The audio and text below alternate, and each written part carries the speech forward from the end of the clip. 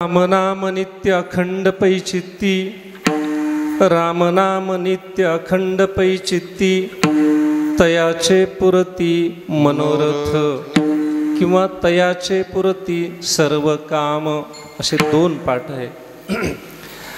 राम राम नामे तुटती संसार, नाही त्या एरझार योनी माळे. हरिध्यान आम्हा हाची मंत्र थोर, न करी विचार अन्य शास्त्री. राम राम नामे तुटती संसार, नाही त्या एरझार योनी माळे. निवृत्ती अखंड जपतसे नाम, निवृत्ती अखंड जपतसे नाम. हृदयीस प्रेम मूर्ती त्याची. राम राम नामे तुटती संसार, नाही त्या एरझार योनी माळे. विठ्ठल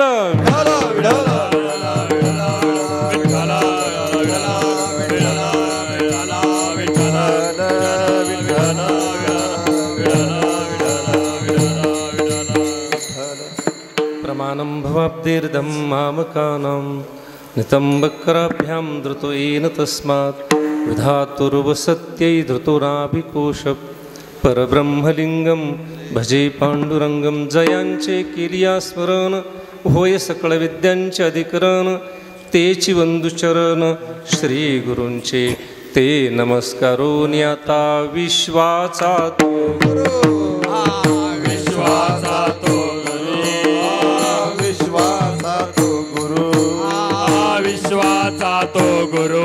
स्वामी निवृत्ती दातारू, स्वामी निवृत्ती दातारू, स्वामी निवृत्ती दातारू, स्वामी निवृत्ती दातारू, स्वामी निवृत्ती दातारू, स्वामी निवृत्ती दातारू. विश्वाचा तो गुरु, स्वामी निवृत्ती दातारू, स्वामी निवृत्ती दातारू, स्वामी निवृत्ती दातारू.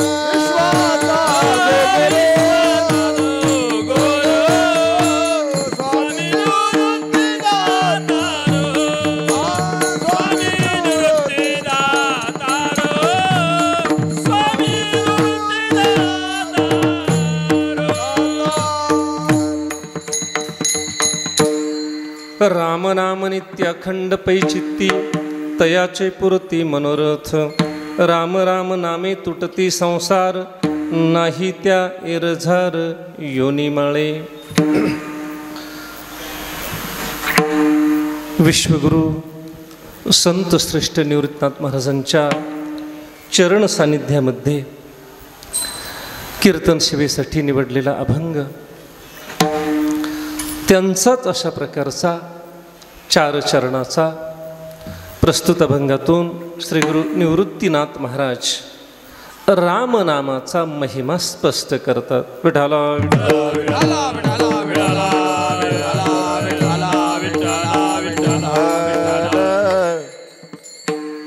विश्वगुरु संत श्रेष्ठ निवृत्तीनाथांच्या संजीवन समाधी सान्निध्यामध्ये पुण्यश्रीला गोदावरीच्या पावन तीरावरती, ब्रह्मगिरीच्या कुशीमध्ये आणि त्र्यंबक राजाच्या कृपाछत्राखाली आपण सर्वजण आहोत. असलेला कीर्तन महोत्सव हा कोणत्या निमित्तानं आहे आपणा सर्वांना ज्ञातच आहे. पत्रिकेमध्ये तसा उल्लेख नसला तरी मी तुम्हाला सांगतो. आत्तापर्यंत सप्ताह झाले वारीच्या निमित्तानं, एकादशीच्या निमित्तानं, अजून काही अन्य निमित्तानं. विश्वगुरु संत श्रेष्ठ निवृत्तीनाथांचा सप्तशतकोत्तरी सुवर्णजयंती महोत्सव असेल, त्याची सांगता असेल, 751व्या वर्षाची सुरुवात एक प्रकारची असेल. पण त्या सर्वांमध्ये आवर्जून सांगावंसं वाटावं आणि सांगताना स्वाभिमान वाटावा, असं ह्या कीर्तन महोत्सवाचं खरं तर निमित्त आहे. हरिभक्तीपरायण आमच्या सुनीताताई महाराज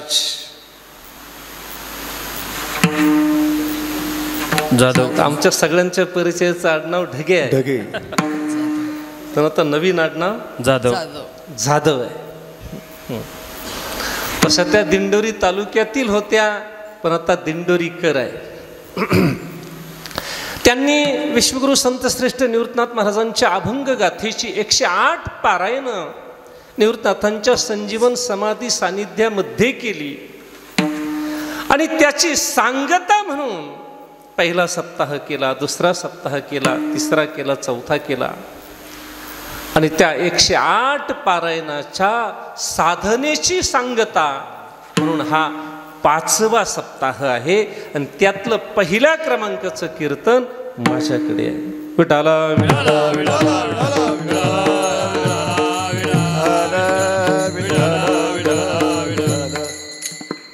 मी आपल्याला बोलून गेलो की खरं तर हे आगळं वेगळं निमित्त आहे.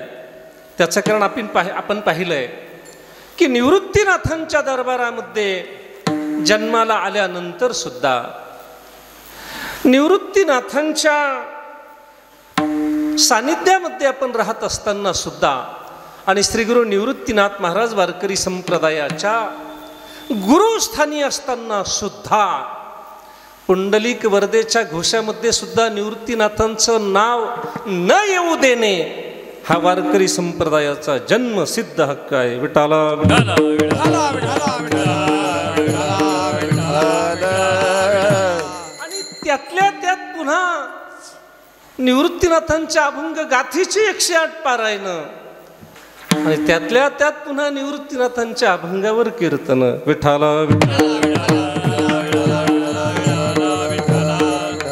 तेव्हा आपल्या सर्वांना विनंती आहे, म्हणून किमान पुंडलिक वर्धेमध्ये तरी निवृत्तीनाथांचं नाव पहिल्यांदा संत मालिकेमध्ये घेण्याची सवय आपण लावून घ्या.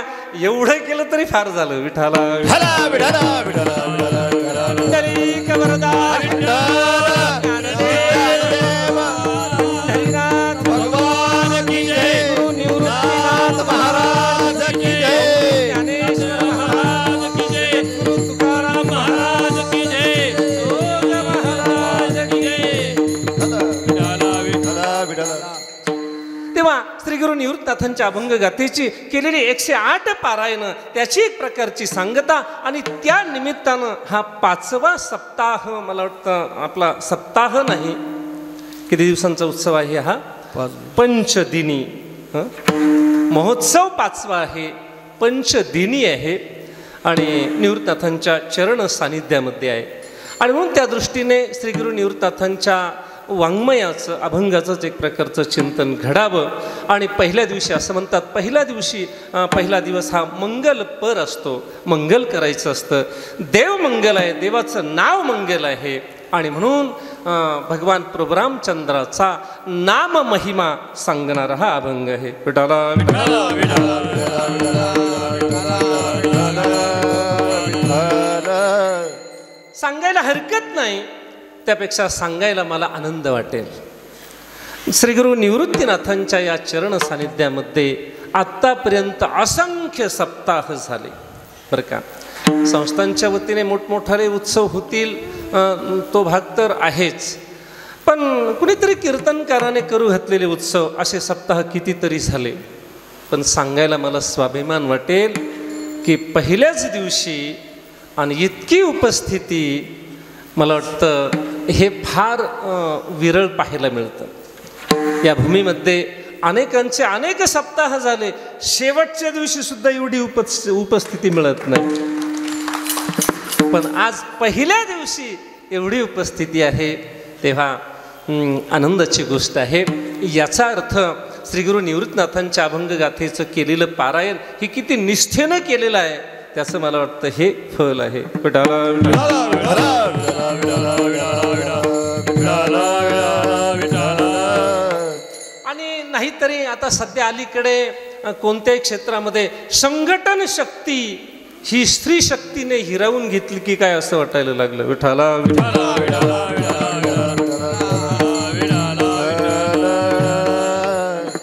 ताईंचं संघटन चांगलं आहे, त्यांचं जीवन वारकरी संप्रदायामध्ये, त्यांचं चालणं बोलणं वारकरी संप्रदायामध्ये वरती त्यांचं असलेलं प्रेम, म्हणून ही एवढी उपस्थिती पहिल्याच दिवशी जमू शकली.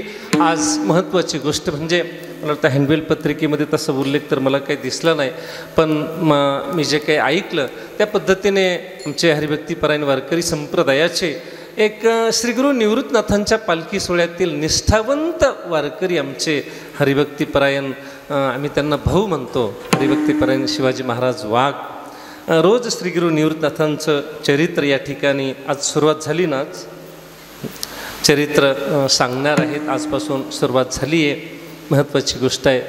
आणि आज खरं तर महाराष्ट्र पटलावर वारकरी संप्रदायामध्ये प्रचलित आणि प्रसिद्ध असलेले श्रीगुरू निवृत्तीनाथांच्या पालखी सोहळ्यातील पंढरीच्या वारीमध्ये पायी वारी करणारे आमचे हरिभक्तीपरायण मृदंग महर्षी महेश महाराज या ठिकाणी आहे.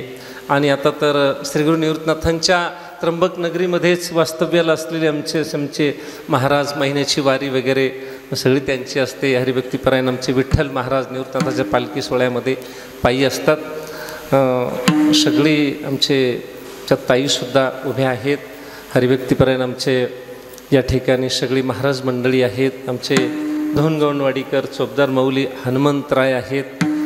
सर्वांच्या उपस्थितीमध्ये आता सगळ्यांची नावं काही घेत नाही, जे विनेकरी महाराज आहेत. आणि निवृत्तीनाथाच्या पालखी सोहळ्यामध्ये सुद्धा त्र्यंबकेश्वरपासून पंढरीपर्यंत तुळशीची सेवा करणारे आमच्या तुलसी सेविका हरिभक्तीपरायण आमच्या कत्वरे मावशीसुद्धा आहे. सर्वांच्या उपस्थितीमध्ये आजची कीर्तन सेवा विठाला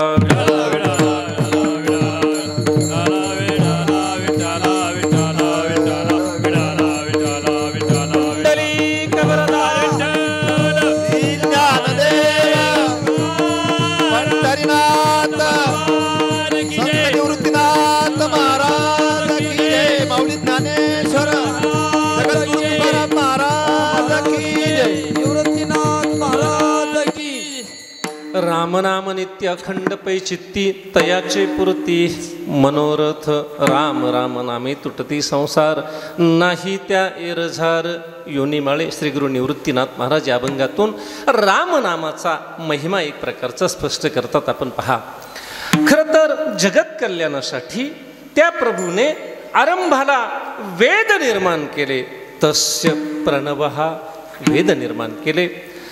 आणि मग त्या दृष्टीने जगत कल्याणाचा एक प्रकारचा मार्ग वेदामध्ये सांगितला गेला. जगत कल्याणाचा एक प्रकारचा मार्ग वेदामध्ये सांगितला गेला. पण अडचण अशी झाली की वेद सर्वांपर्यंत जायला तयार नाही. एक दुसरी अडचण अशी झाली की सर्वजण वेदापर्यंत जाऊ शकत नाही. अशा दोन अडचणी निर्माण झाल्या. वेदामध्ये जगाचं कल्याण, जगताचं हित, जगाचा उद्धार सांगितला गेला आणि म्हणून त्या जगाने सर्वांचा उद्धार करायला काय अडचण होती. पण अडचण काय निर्माण झाली ती ज्ञानेश्वरीमध्ये ज्ञानोबरांनी सांगितली. आपण पहा, वेदू संपन्न होय ठाई परी कृपणू आईसा आणू नाही, जो कानी लागला तिही वर्णाची एरा भव व्यथा ठेलिया, स्त्री शूद्रादिक प्राणिया अनवसर मांडूनिया राहिला आहे. स्त्रियांना, शूद्रादिकांना हा अधिकार वेदानं नाही दिला. का दिला नाही तो स्वतंत्र विषय असेल. पण यांचा उद्धार वेदानं सांगितलं, आम्ही ज्ञान देण्यासाठी तयार आहोत. अधिकारी कोण आहे? वेदानं जो कानी लागला तीही वर्णाची. आणि म्हणून वेद संपन्न शास्त्र आहे, श्रीमंत श्रेष्ठ शास्त्र आहे, समर्थ शास्त्र आहे. पण सर्वांपर्यंत जायला तयार नाही. ही अडचण झाली. बरं ठीक आहे, सर्वांपर्यंत वेद जायला तयार नसेल, आम्ही सर्वजण वेदापर्यंत जाऊ, काय अडचण आहे? मोठी माणसं आपल्यापर्यंत येत नाही ना, आपणच त्यांच्यापर्यंत जाऊया.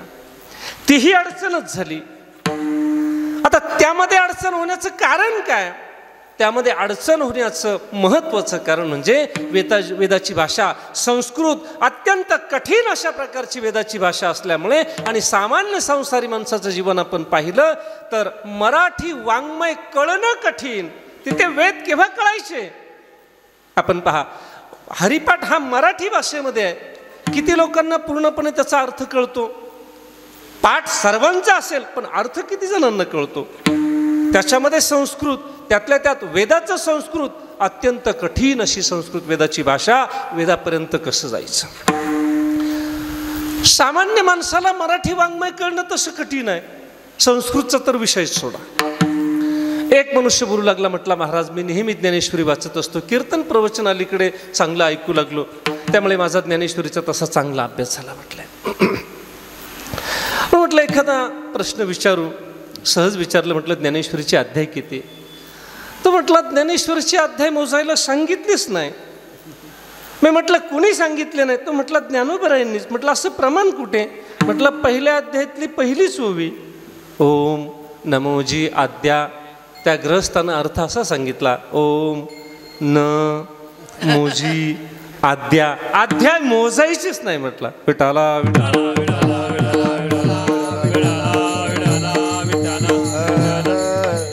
गीतेच्या दुसऱ्या अध्यायामध्ये असा एक श्लोक आहे, आपण पहा. हत्वै ताना तता येनहा. त्या ग्रहस्थाने अर्थ असा लावला. म्हटलं अहो अर्जुनाने सुद्धा कबूल केलं. म्हटले अरे देवा, तू संस्कृत भाषेमधून जी गीता सांगितली ना, ती किती कठीण आहे, किती कठीण आहे. म्हटलं किती कठीण आहे? हत्वै ताना तता येनहा. हातपाय ताणले तरी येईना. म्हटला विठाला विठाला.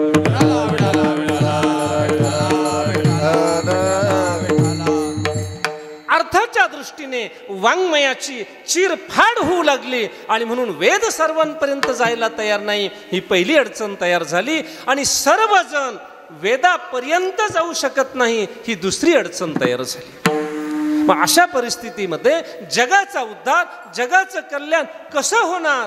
त्यासाठी त्याच प्रभूला शास्त्रातील अमूर्त ज्ञानाचे मूर्त संत महात्मे निर्माण करावे लागले. आणि त्यासाठी श्री गुरु निवृत्तीनाथांचा अवतार, प्रत्यक्ष त्र्यंबक राजाने, भगवान शंकराने श्री गुरु निवृत्तीनाथांचा अवतार घेतला आणि आपल्या सर्वांच्या उद्धाराचं सोपं साधन आपल्या हाती दिलं. अभंगाच्या प्रथम चरणात राम नाम नित्य अखंड पैचिती, राम नाम चित अखंड पैचिती,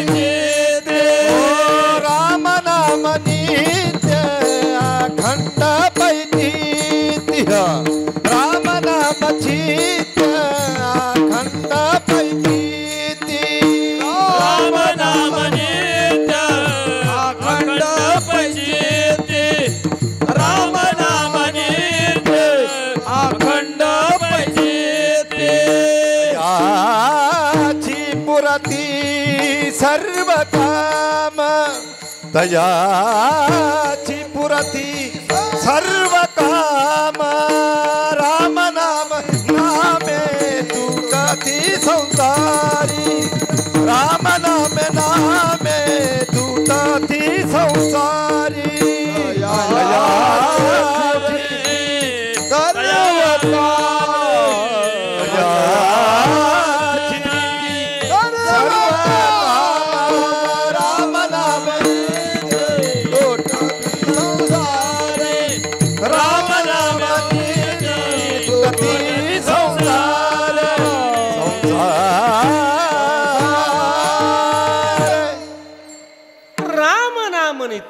अखंड पैचित्ती तयाचे पुरती मनोरथ. रामनामाचा नित्य अखंड असा जप जर केला, नामस्मरण जर केलं, त्याचं चिंतन जर केलं, तर आपल्या मनात सर्व मनोरथ पूर्ण होतात आणि त्याचा उद्धार होतो. आपण पहा, मुद्दा असा आहे की श्री गुरु निवृत्तीनाथांनी या ठिकाणी राम नामच का सांगितलं? तसं तर देवाची अनंत नाम आहे. अवताराच्या राशी असणारा भगवान परमात्मा, त्याची नावं सुद्धा अनंत आहे, त्याची नावं अनंत आहे, म्हणून त्याचं एक नावच अनंत आहे. अनंत म्हणती माझे या स्वामी, अनंत म्हणती माझे या स्वामी, अनंत म्हणती माझे या स्वामी, अनंत म्हणती माझे या स्वामी, अनंत गुण त्याती मनोनिया, अनंत गुण त्याती मनोनिया, अनंत गुण त्याती मनोनिया. अनंत म्हणती ती माझी या स्वामी ते श्री अनंता मधुसूदन कितीतरी प्रमाण आहे. देवाची नावं अनंत आहे. खरंच अनंत आहेत का? आपण पहा, भगवान परमात्म्याने सृष्टी निर्माण केली. ही पृथ्वी निर्माण केल्यानंतर भगवंतानं विचार केला की या सृष्टीवर आपल्याला जीवसृष्टी निर्माण करायची आहे. म्हणून ही सृष्टी कुणाच्या तरी शिरावर, कुणाच्या तरी मस्तकी स्थिर राहील अशी योजना आपल्याला केली पाहिजे. मग त्यासाठी ही पृथ्वी आपल्या मस्तकावर कोण धारण करणार? म्हणून देवाच्या लक्षात आलं की जे काही नागाचे 9 प्रकार आहे, 9 प्रकारचे नाग आहे, त्यातला जो शेष नारायण आहे तो समर्थ आहे ही पृथ्वी डोक्यावर धारण करण्यासाठी. म्हणून शेषाला बोलवलं. म्हटले, शेषा तू समर्थ आहेस, अनंत सामर्थ्यशाली आहेस. म्हटले, तू या पृथ्वीला आपल्या मस्तकी धारण करायचं आहे. शेष नारायणे देवाला वंदन केलं, नमस्कार केला आणि सांगितलं, प्रभो आपली आज्ञा शिर सावंद्य आहे. मी पृथ्वीला माझ्या मस्तकी धारण करण्यासाठी तयार आहे, पण किती दिवस त्याचा कालावधी निश्चित करा. लोकसभेचा निकाल लागेपर्यंत का विधानसभा येईपर्यंत किती दिवस डोक्यावर पृथ्वीचा भार धारण करायचा, त्याचा कालावधी मला निश्चित सांगा. तेव्हा देवानं तो कालावधी सांगितला. शेष नारायण सांगितलं, मी तुमची आज्ञा शिरसावंद्य मान्य करणार, माझं वचन आहे प्रभू, मी तुमच्या आज्ञेचं उल्लंघन करणार नाही, पण कालावधी सांगा. अवधिम कुरु यावत्वम धरो धारस्य मे प्रभो बुभार धारयिष्यामी तावत ते वचनादिह. मी या पृथ्वीचा भार मस्तकावर धारण करतो असं माझं वचन आहे. तुमच्या आज्ञेचं मी पालन करीन, पण कालावधी मला सांगा. तेव्हा भगवंतानं कालावधी सांगितला. किती कालावधी सांगितला आपण पहा. नित्यम सहस्त्रवदनै रोच्चारंच पृथक पृथक मद्गुण स्फुरताम नामनाम कुरु सर्पेंद्र सर्वतः मन नामानी च दिव्यानी या यदा यांत्य वसानताम तदा भूभार मुत्तार्य फनिस्त्वम सुसुखी भव. भगवान म्हणाले, हे बघ शेषा, नित्यम सहस्त्रवदनै रोच्चारंच पृथक पृथक. तू रोज तुझ्या 1000 मुखांनी माझे गुण आणि माझी नावं त्याचं स्मरण करायचं, त्याचा उच्चार करायचा. आणि माझी नावं माझे गुण जेव्हा संपतील ना म्हटले, तेव्हा खुशाल तदा भुभार मुत्तार्य फनिस्त्वम सुसुखी भव. तुझ्या मस्तकावरून ही पृथ्वी खाली ठेव आणि तू निवांत राहा म्हटले. पण देवानं अट एक घातली, नित्यम सहस्त्रवदनै रोच्चारंच. पण कशा पद्धतीने? पृथक पृथक. कालची नावं आज म्हणायची नाही, आजची उद्या म्हणायची नाही, रोज नवीन नावं घ्यायची, रोज नवीन गुण उच्चारायचे. अशा पद्धतीने होऊ दे म्हटले. आणि ज्या दिवशी हे संपतील, पूर्ण होतील, त्या दिवशी तू पृथ्वी मस्तकावरून खाली ठेवायची म्हटले. मग आता विचार करा, अजून शेषाने पृथ्वी मस्तकावरून खाली उतरून ठेवलेली नाही, याचा अर्थ देवाची नावं आणि देवाचे गुण संपलेले नाही, संपलेले नाही आणि संपणारही नाही. म्हणून त्याला अनंत म्हणतात. विठाला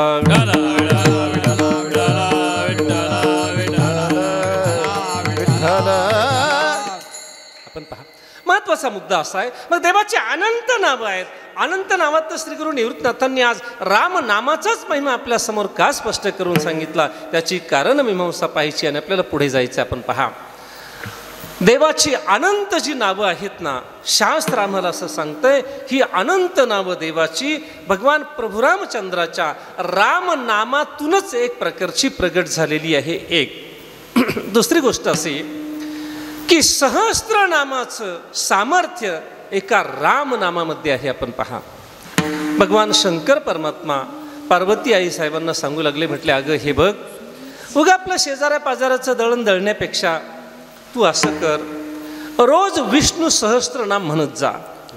तुझी ही सांधे दुखी, कंबर दुखी, गुडघे दुखी, डोके दुखी, हे सगळं दुखणं पळून जाईल म्हटले. तर पार्वती आई साहेब म्हटले असतील, अहो मला काय तुमच्यासारखं एकच काम आहे का? टी व्हीवरच्या बातम्या ऐकायच्या, आणि पुन्हा गावात चक्कर मारून यायचा, सगळ्या गावातल्या बातम्या घेऊन घरी यायचं आणि पुन्हा टी व्हीवरच्या संध्याकाळच्या बातम्या ऐकत बसायच्या. एवढंच मला काम नाही, सगळ्या घरादाराचं बघावं लागतं. हजारो कामं माझ्या पाठीमागे आहेत. तेव्हा हे कामांचं सहस्त्र नाम आटोपून, ही सहस्त्र कामं आटोपून मला विष्णू सहस्त्रनाम म्हणायला केव्हा वेळ मिळणार आहे? मग भगवान शंकर म्हणाले, असं आहे का? मग एक काम कर म्हटले, तू रामकृष्ण हरिमंत्राचा किंवा रामनामाचा जप करत जा. म्हटले त्याच्याने काय होईल?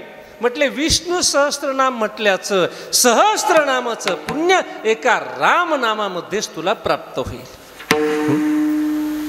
राम रामेती रामेती रमे रामे मनोरमे सहस्त्रनाम तत्तुल्यम राम नाम वरानने. विठ्ठला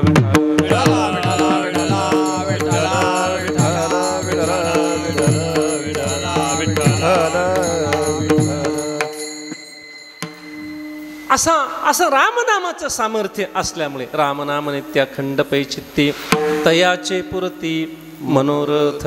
आपण पहा रामनामाचं अजून काय सामर्थ्य, काय महिमा आहे. भगवान शंकर परमात्म्याला रामचरित्र ऐकायची इच्छा झाली, रामायण ग्रंथ ऐकण्याची इच्छा झाली आणि म्हणून ते वाल्मिक ऋषींकडे गेले, आपली इच्छा व्यक्त केली. तेव्हा वाल्मिक ऋषींनी सांगितलं काही हरकत नाही. म्हटलं मी तयार आहे, फक्त मला इतकं सांगा की रामायण ग्रंथ ऐकण्यासाठी तुम्ही माझ्या आश्रमामध्ये येणार आहात का मी कैलासामध्ये यायचं, एवढंच सांगा म्हटले. भगवान शंकराने सांगितलं आपण कैलासामध्येच आयोजन करूया आणि भव्य स्वरूपामध्ये आयोजन केलं असेल. त्या ठिकाणी निमंत्रण अगदी 2-3 तालुक्यांनाच नाही तर स्वर्ग, मृत्यू आणि पाताळ त्रैलोक्याला निमंत्रण आहे. देव दानव मानव सगळेच या ठिकाणी आलेले आहे कैलासामध्ये रामायण ग्रंथ ऐकण्यासाठी. आणि 7 दिवस रामायण ग्रंथ ऐकला असेल, त्याची सांगता झाली, काला झाला, महाप्रसादही झाला, तरी श्रोते काही हलायला तयार नाही. शेवटी भगवान शंकरानं सांगितलं श्रोत्यांना, म्हटले अहो काला झालाय आणि काला झाला की हलायचं असतं, आता ज्याच्या त्याच्या घरी जायला अडचण नाही म्हटलंय. तेव्हा स्वर्ग, मृत्यू आणि पाताळातून आलेली सगळी मंडळी, देव दानव मानव या सगळ्यांनी सांगितलं, म्हटले प्रभो आम्हाला महाप्रसाद मिळालाय, रामायण चरित्र आम्हाला ऐकायला मिळालंय म्हटले, पण तरीसुद्धा आम्ही जाणार नाही, आम्हाला त्या रामायणाचा प्रसाद पाहिजे म्हटले. त्याच्यातले जे काही चरितम रघुनाथस्य शतकोटी प्रविस्तरम 100 कोटी श्लोकांची रचना रामायण ग्रंथ सांगत असताना वाल्मिक ऋषींनी करून ठेवली, त्याच्यातला प्रसाद आम्हाला पाहिजे. तेव्हा भगवान शंकर परमात्म्याने देव दानव आणि मानव अशी 3 ठिकाणी विभागणी केली. 3 ठिकाणी विभागणी करत असताना 100 करोड श्लोकांची विभागणी करत असताना 33 करोड श्लोकांची विभागणी केली. 1 कोटी श्लोक शिल्लक राहिले, त्यातले पुन्हा 33 लाखाची वाटणी करून पुन्हा 1 लाख श्लोक शिल्लक राहिले. पुन्हा 33 हजाराची वाटणी केली असेल, 1000 श्लोक शिल्लक राहिले. पुन्हा 333 श्लोकांची वाटणी केली, तेव्हा 999 श्लोक झाले आणि एकच श्लोक शिल्लक राहिला. तो अनुष्टुप छंदाचा होता, त्याच्यामध्ये 32 अक्षरं होती, त्यातली ही 10 अक्षरं वाटली. आता 2च अक्षरं खाली राहिली, ती म्हणजे रा आणि म. भगवान शंकर परमात्म्याने सांगितलं सगळं रामायण मी तुम्हाला मुक्त असताना वाटून दिलंय, पण आता राम नावाची ही जी 2 अक्षर राहिली ना, एवढी मात्र मी माझ्या स्वतःसाठी ठेवणार आहे. तेव्हा भगवान शंकराने ती आपल्या कंठामध्ये धारण केली. त्याचा परिणाम असा झाला, समुद्र मंथन करत असताना आपल्या दुर्वास ऋषींच्या शापाने इंद्राची स्वर्गातली सगळी संपत्ती समुद्रामध्ये बुडून गेली. कथाभाग फार मोठा आहे, आपल्याला तो सांगत बसायचा नाही, मुद्द्यापुरतं घ्यायचंय. समुद्रामध्ये पडलेली स्वर्गातली इंद्राची संपत्ती काढण्यासाठी देव आणि दानव एकत्र येऊन समुद्र मंथन करत असताना पहिल्यांदा हलाहल विष बाहेर पडलं. ते विष कुणी घ्यायचंय, तेव्हा भोळ्या महादेवाचा नंबर लागला. ते हलाहल विष घेतल्यानंतर भगवान शंकराच्या अंगाचा 10 होऊ लागला आणि भगवान शंकराने राम नामाचा जप करत असल्यामुळे तो 10 अंगाचा 10 सुद्धा शीतल झाला. शिव हलाहल तापला, राम नामे शीतल झाला, राम नामे शीतल झाला, राम नामे शीतल झाला.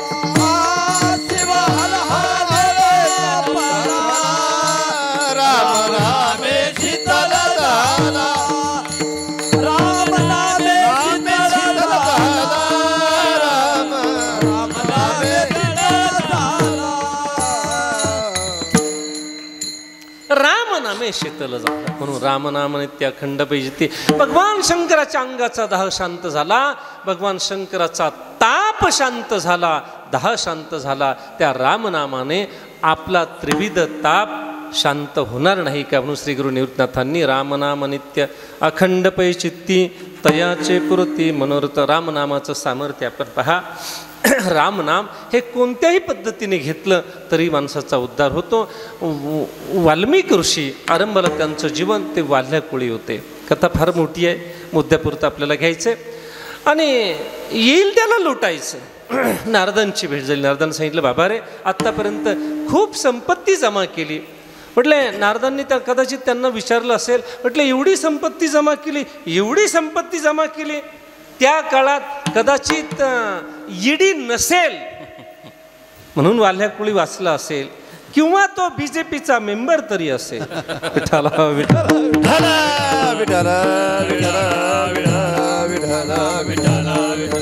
दोन्हीपैकी एक असेल. चला, चौकशी काही झाली नाही, खूप संपत्ती जमा केली बरं का. तेव्हा नारद महर्षींनी सांगितलं, बाबा रे ही सगळी संपत्ती जमा केली आपल्या बायका मुलाबाळांसाठी. या संपत्तीचे भागीदार वाटेदार ते सर्वजण आहे, पण याच्यातून तुला जे पाप लागलं त्या पापाचं वाटेदार कोण होणार? तेव्हा तो पापाचा वाटा घेण्यासाठी मात्र कुणीच तयार नाही. हे जेव्हा वाल्याकुळ्याच्या लक्षात आलं तेव्हा वाल्याकुळी रडू लागला. आणि मग नारदांनी सांगितलं, आता रडायचं नाही, आता लढायचं. म्हटले आता साधना करायची. साधना म्हणजे काय असतं? वाल्याकुळ्याने साधना नावाचा शब्द पहिल्यांदा ऐकला होता.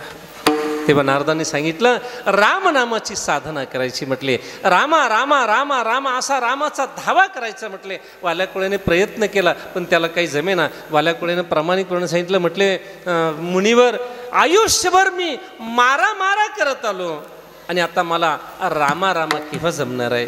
नारदांनी युक्ती केली. म्हटले मारा मारा जमतंय ना? म्हटले न जमायला काय अडचण आहे, आयुष्यभर मी हेच करत आलो. नारद महर्षी म्हणाले, मग काही हरकत नाही, मारा मारा जमतंय ना, मग मारा माराच म्हणायचं, पण अखंड म्हणायचं. मारा माराच म्हणायचं, अखंड म्हणायचं. नारद महर्षींनी मारा शब्दाचा अनुग्रह दिला, मारा नामाचा अनुग्रह दिला. परिणाम असा झाला, मारा मारा मारा मारा मारा मा रामा रामा. नारद महर्षींनी देवाला सांगितलं, प्रभो आम्ही नाम दिलंय, तुम्ही वरती ऍडजस्ट करून घ्या. विठाला विठाला विठाला विठाला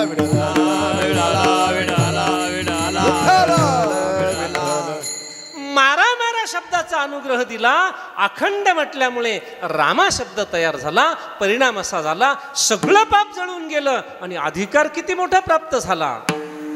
कोळियाची कीर्ती वाढली गहन, केले रामायण रामाधी. राम प्रगट होण्याच्या अगोदर रामायण ग्रंथ लिहिण्याचं सामर्थ्य रामनामाच्या साधनेने प्राप्त झालं. वाल्या कुळी होता पण वाल्मिक ऋषी झाला. विठाला आणि म्हणून श्री संत तुलसीदासजी म्हणतात, राम नाम हे उलट म्हणा किंवा सुलट म्हणा. म्हटले उलटो सुलटो उगी रहे खेत में परे जो बीज. तुलसीदासजी म्हटले, त्या शेतामध्ये पडलेलं बी, मग ते गव्हाचं असेल बाजरीचं असेल, शेतकरी पेरत असताना असं बघून एक एक दाणा टाकत नाही. म्हटले त्याचं टोक वरती आलं पाहिजे. म्हटले कशासाठी एवढी काळजी? ते उगलं पाहिजे ना. असं म्हणतो का शेतकरी? आता ती पांभर एकदा धरली, धान्याची मूठ पकडली, मग ते धान्य उलटं पडतं की सुलटं पडतं काही त्याच्याशी घेणं देणं नसतं. कारण शेतकऱ्याला माहीत असतं ते बीज उलटं पडलं किंवा सुलटं पडलं तरी उगणारच आहे, फक्त ते जमिनीत पडलं पाहिजे आणि पाण्याचा त्याचा संपर्क आला की ते उगणारच आहे. तसं श्री संत तुलसीदासजी म्हणतात, उलटो सुलटो उगी रहे. त्याप्रमाणे राम नाम हे मारा म्हणा नाहीतर रामा म्हणा, फक्त श्रद्धेचा ओलावा अंतकरणाला मिळाला की तुमचा उद्धार निश्चित आहे. विठाला विठाला विठाला विठाला विठाला विठाला विठाला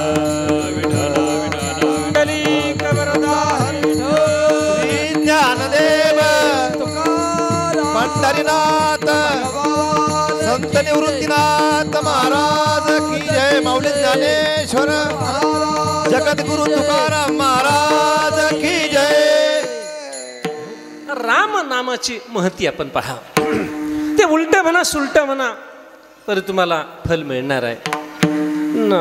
पद्मपुराणामध्ये पद्मपुराणकारांनी सांगितलंय, इतकंच नाही म्हटले, देवाचं नाम उलटं असू दे सुलटं असू दे. एक दुसरा महत्त्वाचा विचार पद्मपुराणकारांनी असा सांगितला, ते म्हटले देवाचं नाम उच्चारण करत असताना अशुद्ध असू दे नाहीतर शुद्ध वर्ण असू दे, व्यवहित सहित असू दे नाहीतर व्यवहित रहित असू दे, तुमचा उद्धार हा ठरलेला आहे. शुद्धम वा अशुद्ध वर्णम व्यवहित रहितम तारतेव सत्यम. विठ्ठला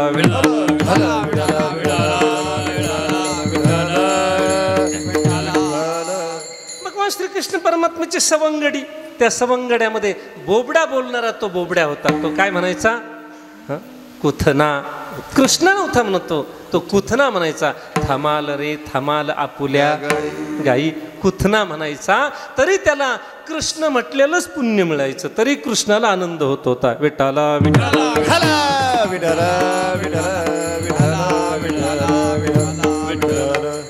आणि म्हणून रामनामाचा महिमाच असा आहे.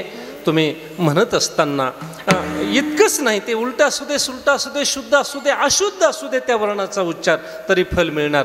इतकंच नाही, शास्त्र आम्हाला असं सांगतंय की रामनामाचा उच्चार करत असताना कोणत्याही पद्धतीने असू दे बरं का, तरी त्याचं फल तुम्हाला मिळणार म्हणजे मिळणार. शास्त्रानं असं सांगितलंय, सांकेत्यम पारिहास्यम स्तोभम हेलनम वा, अशा कोणत्याही पद्धतीने म्हणा तरी तुम्हाला नामस्मरणाचं फल पुण्य मिळणार म्हणजे मिळणार. सांकेत्यम, संकेत करण्यासाठी तुम्ही रामनाम उच्चारलं, एखाद्या गोष्टीचा आपल्याला संकेत करायचा, निर्देश करायचा आहे, सांकेत्यम, आणि त्या पद्धतीने रामनाम तोंडामध्ये आलं तरी तुमचा उद्धार होणार, तरी तुम्हाला पुण्य मिळणार, तरी भगवान प्रभू रामचंद्र संतुष्ट होऊन तुमच्यावर कृपा करणार. दुसरा प्रकार त्यांनी सांगितलाय पारिहास्यम. पारिहास्यम म्हणजे एखाद्याची टिंगल टवाळी करायची, एखाद्याची आपल्याला चेष्टा करायची, नाही का. चेष्टा करत असताना जरी राम नाम तुमच्या तोंडात आलं, एखादा रामकृष्णारी भजन करत असेल, राम राम म्हणत असेल आणि त्याची चेष्टा म्हणून आपण राम राम, आपली ती महाशिवरात्रीची कथा आपण पहा. तो चंडभिल्ल नावाचा जो गृहस्थ होता, ते अरण्यातून रात्रीच्या वेळेला जात असताना, शिवरात्रीचा दिवस आहे, भगवान शंकराच्या मंदिरामध्ये गर्दी आहे आणि भगवान शंकराच्या नावाचा जयघोष चालू आहे, सगळे शिव शिव ओम नमः शिवाय ओम नमः शिवाय असं म्हणतायत. आणि हा भिल्ल हा पारधी त्या अरण्यातून चाललेला आहे. आता सगळेच जण म्हणतात कशासाठी म्हणत असतील, कशासाठी जागे राहत असतील, कशासाठी उपवास करत असतील, म्हणून त्यांची एक टिंगल टवाळी थट्टा म्हणून हाही ओम नमः शिवाय ओम नमः शिवाय जेव्हा म्हणू लागला, तेव्हा तीही पूजा भगवान शंकर त्याही पूजेनं काय झाले, संतुष्ट झाले. म्हणून पारिहास्यम, एखाद्याची चेष्टा टिंगल टवाळी करायची असेल, ती टिंगल टवाळी करत असताना जरी देवाचं नाम तुमच्या तोंडामध्ये आलं तरी भगवान परमात्मा आपल्यावर कृपा करतो. तिसरा प्रकार त्यांनी असा सांगितला, सांकेत्यम पारिहास्यम स्तोभम. स्तोभम म्हणजे निरर्थक शब्द आपल्या तोंडातून पडले आणि ते वर्ण जर देवाच्या नावाशी जोडले जात असतील तरी सुद्धा भगवान परमात्मा कृपा करतो. आता निरर्थक शब्द म्हणजे खूप थंडी जेव्हा वाजते तेव्हा थंडीने माणसं अशी कुडतात आणि आपले दातसुद्धा असे कुडकुडतात, तेव्हा काही वेळेला माणसं हु हु हु हु करतात. त्याऐवजी जर हरी हरी हरी किंवा राम राम राम राम असं जरी म्हटलं, थंडी वाजते म्हणून राम राम शब्द तोंडामध्ये आले तरी भगवान प्रभू रामचंद्र त्याच्यावर कृपा करतात. स्तोभम. बर, चौथा प्रकार त्यांनी असा सांगितला, हेलनम वा, म्हणजे एखाद्याची हेटाळणी करण्यासाठी राम नाम तुमच्या तोंडामध्ये आलं असेल तरी रामचंद्र प्रभू त्यानेही संतुष्ट होतात. हेटाळणी म्हणजे का, आता सध्या काय करता तुम्ही, तो मनुष्य जर माळ जपत असेल, राम राम असा जप करत असेल तर आता तुम्हाला उद्योगच नाही म्हटले, करा तुमचं चालू द्या म्हटले, राम राम चालू द्या. अशी हेटाळणी जरी एखाद्याची आपण केली, असं हेटाळणी करत असताना जरी रामाचं नाव तोंडामध्ये आलं तरी शास्त्रकार आपल्याला सांगतात तरी रामचंद्र प्रभू त्याच्यावर कृपा करतात.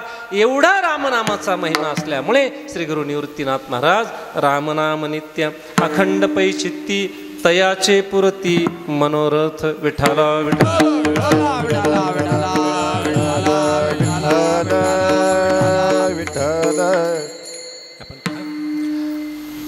रामनामाच्या शास्त्रकारांनी भगवंताच्या नामस्मरणाच्या 5 शक्ती 5 प्रकारची फलं सांगितली. शास्त्र आम्हाला असं सांगते भगवंताचं नाम का घ्यायचंय.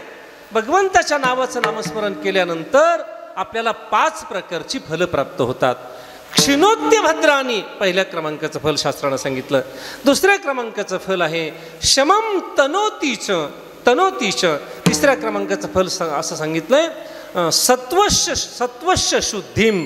आणि चौथ्या क्रमांकाचं फल आहे परमात्मा भक्तीम. आणि 5व्या प्रकारचं फल शास्त्रानं सांगितलंय ज्ञानांच विज्ञान विरागयुक्तम. ही 5 प्रकारची फलं आपल्याला प्राप्त होतात. म्हणून रामनाम नित्य अखंड पै चित्ती विठाला विठाला विठाला विठाला विठाला विठाला. पहिल्या क्रमांकाचं फल शास्त्रानं आम्हाला सांगितलं क्षुणोत्य भद्रानी. क्षुणोती अभद्रानी. क्षिणोती म्हणजे नाश होतो, नष्ट होतं. आमच्या जीवनातलं काय नष्ट होतं रामनामाने. अभद्रानी अभद्र. ज्या काही अनिष्ट गोष्टी आमच्या जीवनामध्ये असतील, अनिष्ट कर्म आम्ही केले असतील, अनिष्ट योग असतील, अनिष्ट गोष्टी असतील, त्या सगळ्या क्षिणोती म्हणजे क्षीण होतात, नष्ट होतात. पहिला फायदा, पहिलं फल. दुसरं फल शमम तनोतीच. शम म्हणजे अंतकरण निग्रह आणि दम म्हणजे इंद्रिय निग्रह. रामनामाच्या देवाच्या नामस्मरणानं पहिला दुसरा फायदा असा होतो इंद्रिय निग्रह केला जातो. आपोआप इंद्रिय निग्रह होतो आणि अंतकरण निग्रह साध्य होतो. तिसरा फायदा शास्त्रानं सांगितला सत्वस्य शुद्धीम. सत्वस्य शुद्धी म्हणजे अंतकरणाची परिपूर्ण शुद्धता आपल्याला प्राप्त होते. अंतकरणाची परिपूर्ण शुद्धी एक प्रकारची होते. आणि चौथ्या क्रमांकाचं फल सांगितलं परमात्मा भक्तीम. परमात्म्याची विशुद्ध भक्ती त्या नामधारक साधकाला प्राप्त होते. आणि 5व्या प्रकारचं फल सांगितलं ज्ञानांच विज्ञान विरागयुक्तम. परमात्मा स्वरूपाकार ज्ञानाची प्राप्ती त्याला होते.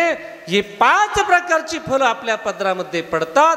म्हणून आवर्जून श्री गुरु निवृत्तीनाथ महाराजांनी सांगितलंय रामनाम नित्य अखंड पै चित्ती. रामनाम नित्य अखंड पै. रामनाम नित्य अखंड पै. रामनाम नित्य अखंड पै. मनोरथ मनोरथ. 5 प्रकारची फलं शास्त्रानं सांगितली. भगवन नाम कौमुदी ग्रंथामध्ये देवाच्या नामाच्या 15 शक्ती सांगितल्या. त्यातली पहिली शक्ती आहे भुवन पावनी. दुसरी शक्ती आहे सर्व व्याधी विनाशिनी. तिसरी शक्ती आहे सर्व दुःख हारिणी. आता सर्व व्याधी विनाशिनी आपण पहा. कोणत्याही प्रकारचा आजार असू दे, कोणत्याही प्रकारची व्याधी असू दे, भगवंताच्या नामाने ती नष्ट होते. आणि म्हणून आयुर्वेदामध्ये असं सांगितलंय औषधे चिंतयेत विष्णुम. आयुर्वेद आम्हाला असं सांगतोय औषध घेत असताना डॉक्टरने दिलेल्या गोळ्या घेणारच आहात. डॉक्टरने दिलेलं औषध तुम्ही पिणारच आहात ना. मग एक करा औषधे चिंतयेत विष्णुम. विष्णवे नमः विष्णवे नमः विष्णवे नमः असं म्हणा आणि मग गोळी घ्या. डॉक्टर इंजेक्शन देतायत ना विष्णवे नमः विष्णवे नमः असं म्हणत असताना इंजेक्शन घ्या. विष्णवे नमः विष्णवे नमः असं म्हणत सलाईन संपेपर्यंत विष्णवे नमः विष्णवे नमः. आम्हाला आयुर्वेद सांगतो व्याधी लवकर नष्ट होते आणि त्याला आरोग्य प्राप्त होतं. इतकंच नाही शास्त्रानं आम्हाला असं सांगितलंय अनंत गोविंद नामोच्चारण भेषजा. त्याच्या पुढे ऐका आपण नश्यन्ति सकला रोगास सत्यम सत्यम वदाम्यहम. म्हणून रामनाम नित्य अखंड पै चित्ते विठाला विठाला विठाला विठाला विठाला विठाला विठाला. आपण पहा एक फार मोठे नामधारक महात्मे होऊन गेले. त्यांनी स्वतःचा अनुभव सांगितला. ते म्हणाले हरे राम राम राम हरे हरे हरे कृष्ण कृष्ण कृष्ण हरे हरे. हा जो मंत्र आपण प्रवचनाच्या आरंभाला म्हणतो या मंत्राचा प्रभाव परिणाम त्याची अनुभूती त्यांनी सांगितली. आपण पहा, ते म्हटले सूर्योदयापासून, एका सूर्योदयापासून दुसऱ्या सूर्योदयापर्यंत या मंत्राचा जप करायचा आहे. उदयात उदयम वारहा, नाही का, वार, एक वार किंवा एक तिथी. आपला वार कुठून सुरू होतो? सूर्योदयापासून वार सुरू होतो, सूर्योदयापासून तिथी सुरू होते आणि दुसऱ्या सूर्योदयापर्यंत असते. पण माणसं म्हणतात आज दशमी आहे, आता रात्रीचे 12 वाजले, आता 12 वाजेच्या नंतर एकादशी सुरू झाली. रात्री 12 वाजेच्या नंतर एकादशी सुरू होत नसते. उदयात उदयम वारहा, सूर्योदयापासून कोणती तिथी कोणताही वार सुरू होतो. बरं, एकादशीच्या दिवशी काही माणसं म्हणतात आता रात्रीचे 12 वाजले, आता जेवायला हरकत नाही, एकादशी तिथी संपली. एकादशी तिथी रात्री 12 वाजता संपत नसते. उदयात उदयम वारहा, सूर्योदयापासून दुसऱ्या सूर्योदयापर्यंत तो वार, ती तिथी असते, हे लक्षात ठेवलं पाहिजे आपण. आणि म्हणून एका सूर्योदयापासून दुसऱ्या सूर्योदयापर्यंत या मंत्राचा जप करायचा, अखंड जप करायचा. आता एकच मनुष्य अखंड जप करू शकत नाही, एकच मनुष्य अखंड जप करू शकत नाही. मग त्यासाठी 5-6 साधक एकत्र करा आणि साखळी पद्धतीने त्या नामाचा जप करा. पण जेव्हा 1-2 तासानंतर पहिला साधकाला कंटाळा येईल आणि दुसरा साधक जेव्हा हरे राम म्हणण्यासाठी तयार असेल, तेव्हा मात्र त्या साधकाचं नामस्मरण सुरू झाल्याशिवाय पहिल्या साधकाने उठायचं नाही. एक दुसरी गोष्ट, जो दुसरा साधक येणार आहे त्याने स्नान करून यायचं, शुचिर्भूतता पाहिजे. बरं, धूत वस्त्र पाहिजे, धुतलेले सगळे कपडे पाहिजे, शुचिर्भूत पाहिजे. अशा पद्धतीने सूर्योदयापासून दुसऱ्या सूर्योदयापर्यंत अखंड या मंत्राचा जप करा. आणि या मंत्राचा जप करत असताना खांदा असलेल्या, बरं का, आपण कशालाही गावरान गाय म्हणतो, म्हणून खांदा असलेल्या गावरान गाईच्या तुपामध्ये दिवा लावून ठेवायचा. या मंत्राचा अखंड 24 तास जप करायचा. आणि या 24 तासामध्ये जप करत असताना जी काजळी येईल ती काजळी गोळा करा आणि अभिमंत्रित भस्मामध्ये ही काजळी मिक्स करून अत्यंत दुर्धर व्याधी ज्याला झाली त्याला चाखण्यासाठी द्या. ते महात्मे असं म्हणतात की कितीही दुर्धर आजार असू दे, तो अशा पद्धतीने त्याचा बरा झाल्याशिवाय राहत नाही. ही राम नामाची ताकद आहे. विठाला विठाला विठाला विठाला विठाला विठाला विठाला विठाला विठाला विठाला. आणि म्हणून रामनाम नित्य अखंड पै चित्ती तयाचे पुरती मनोरथ. रामनामाचा खूप महिमा आहे. आपलं घड्याळ पुढे चाललंय आणि मला वाटतं आता आपल्याला जास्त करून 9 ते 11ची सवय आहे. मी बघितलं आत्ताशी कीर्तन म्हटलं सुरू झाले. विठाला विठाला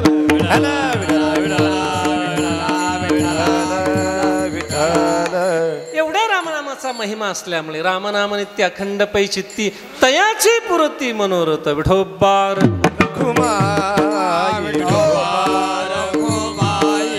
विठोबार रखुमाई, जय विठोबार रखुमाई, विठोबार रखुमाई, विठोबार रखुमाई, जय विठोबार रखुमाई, विठोबार रखुमाई, विठोबार रखुमाई, विठोबार रखुमाई, विठोबार रखुमाई,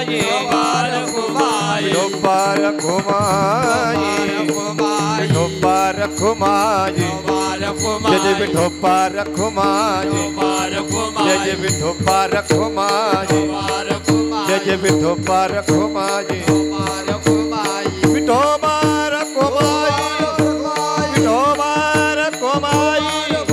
विठोबार रखुमाई, विठोबार रखुमाई, विठोबार रखुमाई, विठोबार रखुमाई, विठोबार रखुमाई, जय विठोबार रखुमाई, जय विठोबार रखुमाई, जय विठोबार रखुमाई, विठोबार रखुमाई, जय विठोबार रखुमाई, विठोबार रखुमाई. विठ्ठल श्री ज्ञानदेव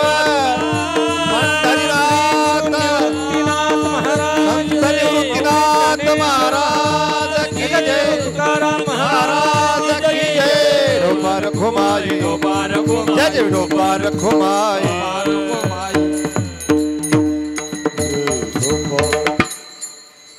रामनाम नित्य अखंड पै चित्ती तयाचे पुरती मनोरथ.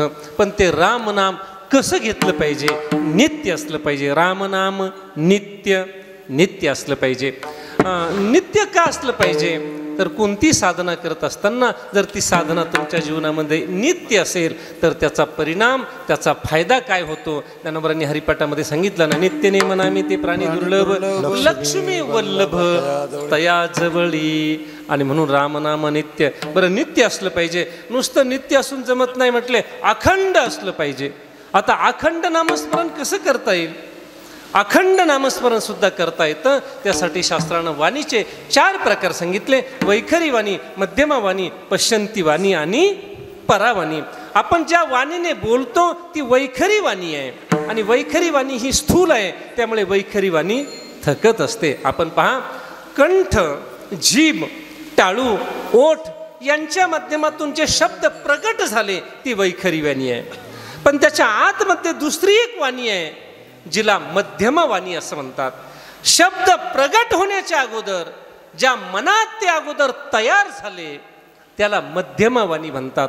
आणि म्हणून वैखरी is the process version of मध्यमा असं म्हटलं जातं. वैखरी वाणी ही एक मध्यमा वाणीचं व्हर्जन आहे. कारण ती अगोदर त्या मनामध्ये ते शब्द तयार होतात. मध्यमा वाणीमध्ये शब्द तयार होतात, शब्द निर्माण होतात. आणि मग वैखरी वाणी म्हणजे ओठातून ते शब्द, ती वाणी शब्द रूपानं प्रगट होत असते. म्हणून शब्द रूपानं जी प्रगट झाली ती वैखरी वाणी आहे. ज्या मनात अगोदर शब्द तयार झाले ती मध्यमा वाणी आहे. त्याच्यानंतर त्याच्या पुढे पश्यंती वाणी आहे. पश्यंती वाणी ही आपल्या हावभावातून एक प्रकारची प्रगट होत असते. जसं बऱ्याच वेळेला काही माणसं रडतात, समोरच्याचं दुःख पाहून रडत असतील, स्वतःचं दुःख पाहून भीती वाटल्यामुळे रडत असतील, किंवा आनंदाश्रू असतील. कोणत्याही प्रकारचे दुःखाश्रू असतील, आनंदाश्रू असतील, ते जेव्हा आपल्या डोळ्यातून बाहेर पडतात ते अश्रू जिथे निर्माण झाले ती पश्यंती वाणी आहे. त्यावेळेला माणसं असतात, दुसऱ्याला हसत असतील किंवा आनंद झाला म्हणून हसत असतील, पण जेव्हा ते हास्य जिथं निर्माण झालं, ते हास्य ज्या ठिकाणाहून निर्माण झालं, हास्याची निर्मिती जिथे झाली ती पश्यंती वाणी आहे. त्याच्या पुढे परावाणी आहे. परावाणी ही नाभी कमलातून प्रगट होत असते. आणि म्हणून नाभी चक्र ज्यांचं जागृत आहे त्या नाभी चक्रातून परावाणी जागृत होते. आणि शास्त्र आम्हाला असं सांगतंय, परावाणी ज्यांची जागृत आहे, परावाणी ज्यांची सिद्ध झाली ते साधक अखंड आयुष्यभर अखंड सतत अशा पद्धतीने नामस्मरण करू शकतात. परावाणी ज्यांची जागृत आहे त्यांना नामस्मरण करायला सांगावं लागत नाही. 1, त्यांना स्वतःलाही आठवण करावी लागत नाही. 2, त्यापेक्षा प्रमाण सांगू का तुम्हाला? न करिता पांडवा भजन झाले याला परावाणी म्हणतात. विठाला विठाला विठाला विठाला विठाला. आणि मग अशा रीतीने अखंड नाम जप ज्यांचा होतो आहे, रामनाम नित्य अखंड पैचित्ती, त्याचा परिणाम काय? तयाचे पुरती मनोरथ. तयाचे पुरती मनोरथ. एकच दृष्टांत सांगून शिवा मला आटोपती घ्यायची. आपण पहा, श्री संत जगद्गुरु तुकोबराय अखंड नामस्मरण करायचे. हो, उलट तुकोबरांच्या जीवनचरित्रामध्ये आलेला एक प्रसंग, तुकोबराय सतत रामकृष्ण हरी रामकृष्ण हरी रामकृष्ण हरी. एक शास्त्री महाराज त्यांना भेटण्यासाठी आले. तुकोबराय बहिर दिशेला जाऊन आले तरी तुकोबराय नामस्मरण करत होते. त्याने विचार केला की हे बहिर दिशेला जाऊन आले, हातपाय धुतले नाही, शुचिरभूत झाले नाही आणि कुशल रामकृष्ण हरी म्हणतात. ते त्यांच्यावर रागावले.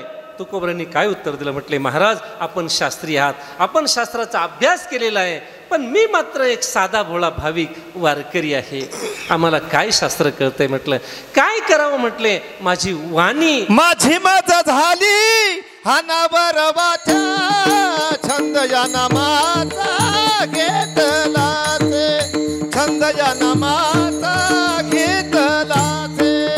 माझी मज झाली हानावर वाचा, छंद या नामाचा घेतला ते, छंद या नामाचा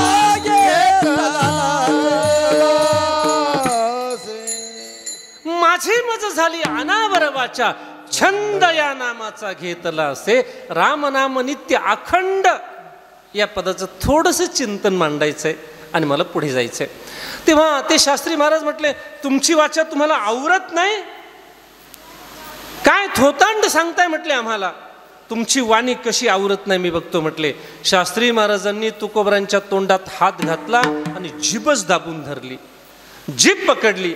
परिणाम असा झाला, एक वायर दुसऱ्या वायरला जोडल्यानंतर जॉईंट कनेक्शन होतं आणि एका वायरमधला करंट दुसऱ्या वायरमध्ये जातो. तसं झालं. तुकोबरांच्या शरीरातला नामस्मरणाचा करंट शास्त्री भाऊंच्या शरीरामध्ये गेला. तुकोबराय बंद झाले. शास्त्री महाराज रामकृष्ण हरी रामकृष्ण हरी म्हणायला लागले. विठ्ठला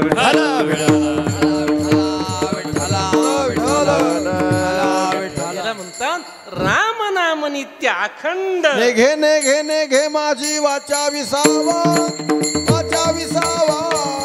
तुका म्हणे हवा, तुका म्हणे हवा, हवा हवा साधावा. नेघे नेघे नेघे माझी वाचा विसावा, माझी वाचा विसावा. तुका म्हणे हवा, तुका म्हणे हवा,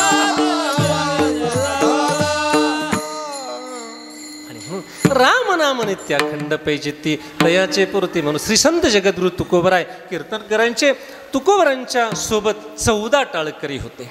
आपण पहा, देहूगावचे 2, लोहगावचे 5, किती झाले 7. या 2 गावचे मिळून 7 होते आणि इतर 7 गावचे 7 होते, म्हणजे प्रत्येक गावचा एक एक होता. असे 7 आणि 7 किती झाले 14. आपण पहा, देहूगावचे 2 होते.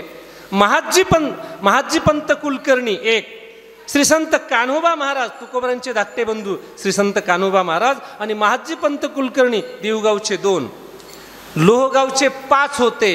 आबाजी पंत कुलकर्णी, कोंडोपंत लोहकरे, कोंडू पाटील, शिवबा कासार आणि नावजी माळी. किती झाले लोहगावचे 5 आणि देहूचे 2. 5 आणि 2 7. आता 7 गावचे 7 होते. आपण पहा,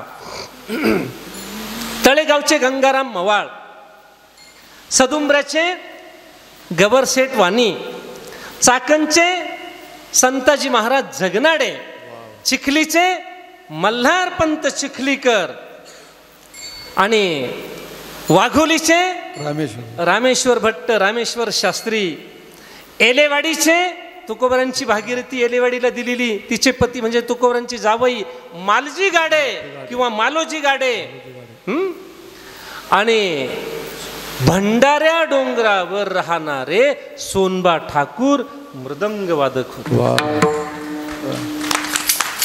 असे 7 आणि 7 किती झाले 14. असे 14 टाळकरी तुकोबरांच्या सोबत होते. त्यातले लोहगावचे आबाजी पंत कुलकर्णी, तुकोबराय 5 टाळकरी लोहगावचे. लोहगाववर देव तुकोबरांचं खूप प्रेम, लोहगावला जास्त कीर्तन व्हायची. आणि आबाजी पंत कुलकर्णी नेमकं त्या कीर्तनामध्ये आबाजी पंत कुलकर्णी यांचंच पोरगं वारलं आणि बाई चिडलेलीच होती. म्हटले तुकोबरांनी हे सगळे आमचे मालक नादी लावले. म्हटले बरं कीर्तनाला नेतात तर नेतात, प्रपंचाचं वाटोळं झालं ना. आता कीर्तनाने कुठे प्रपंचाचं वाटोळं होतं का बाबा? पण त्या काळात कीर्तनकाराच्या प्रपंचाचं वाटोळं व्हायचं, कारण त्या काळात पाकिट देण्याची पद्धत नसली पाहिजे. पाकिट देण्याची पद्धत त्या काळात नसली पाहिजे. म्हटले बरं प्रपंचाचं वाटोळं झालं तर झालं. म्हटले माझा वंशाचं खंडन झालं, पोरग गेलं ना. बाई चिडली, तिने पोरगच कीर्तनात आणून मांडलं. राम नाम नित्य अखंड पैचित्ती तयाची पुरती मनोरथ. मनोरथ या शब्दावर आपल्याला बोलायचंय. तुकोबरांनी फक्त मनात मनोरथ मनामध्ये अशी विचार केला की अरे रे देवा, या माऊलीला किती मोठा शोक आहे. खरं तर देवा तुला काय अशक्य आहे? अशक्य ते तुम्हा नाही नारायणा, निर्जीवा चेतना अनावया. असं मनोरथ तुकोबरांनी फक्त मनामध्ये आणलं. परिणाम असा झाला, झोपलेला मनुष्य कीर्तनात झोपलेला मनुष्य सहजपणे जागा व्हावा, तसं मेलेलं मूल जिवंत झालं. तयाचे पुरती मनोरथ. विठाला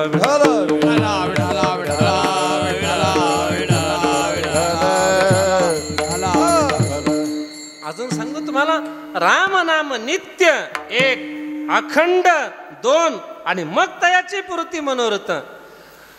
भगवान प्रभू रामचंद्रांनी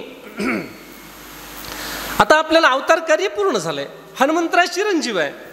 हनुमंतराने सांगितलं म्हटले हनुमंता तू चिरंजीव आहे बाबा. तुला काय म्हटले आता लोकसभा आली, विधानसभा आली, आपलं पद जाईल का राहील अशी काही तुला चिंता नाही, कारण तू चिरंजीव आहे. म्हटले नो इलेक्शन. हनुमंतराय म्हणजे चिरंजीव होते. पण मला अवतार बदलायचा आहे, तुला काय पाहिजे ते मागून घे म्हटले.